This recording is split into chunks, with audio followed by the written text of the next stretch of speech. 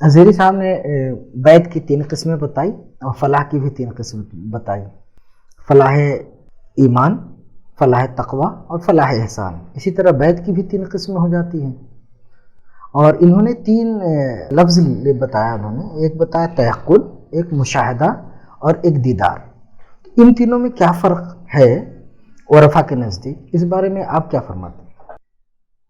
انسان لا الہ الا اللہ کی جب تصدیق کرتا ہے تو وہ مومن ہوتا ہے، اقرار کر لیتا ہے تو مسلمان ہوتا ہے۔ لا الہ الا اللہ پر جب وہ ایمان لایا، اس نے لا الہ الا اللہ کی تصدیق کی، تو یہ ہے تیقن۔ اب اس تصدیق میں بھی درجات ہیں، اس تصدیق میں بھی درجات ہیں، ہر شخص کی تصدیق ایک جیسی نہیں ہوگی۔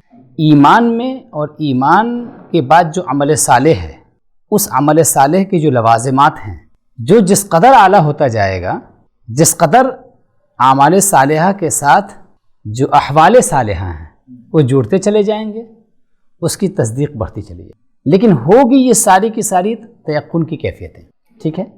اور اس کے بعد یہ کیفیت اگر کأنک تراہ میں بدل جائے، گویا کہ آپ دیکھ رہے ہیں، جس سے کہ حضرت حارثہ کی بات نقل کی انہوں نے، کیف اصبحت یا حارثہ، یا حارثہ کیسے صبح کی، تو انہوں نے اپنے احوال بیان کیے کہ گویا میں اہل جنت کو دیکھ رہا ہوں کہ وہ آپس میں ملاقاتیں کر رہے ہیں، اور اہل جہنم کو دیکھ رہا ہوں کہ وہ چیخ و پکار کر رہے ہیں۔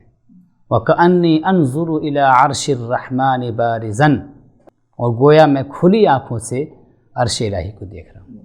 بہت خوب، ماشاءاللہ آپ نے سنا تیقن ایمان کی کیفیت ہے اور اس کے بھی درجات ہیں۔ اسی طریقے سے یہ درجہ جب بڑھتا ہے مشاہدے کی کیفیت حاصل ہوتی ہے، اور مشاہدہ یہ ایمان کا اعلیٰ مقام ہے، اور مشاہدے کی کیفیت یہ احسان کی فلاح سے ہے، یعنی طریقت کی راہ میں یہ حاصل ہوتا ہے، جس کو فلاح احسان بھی کہتے ہیں علماء اور عرفا کی زبان میں۔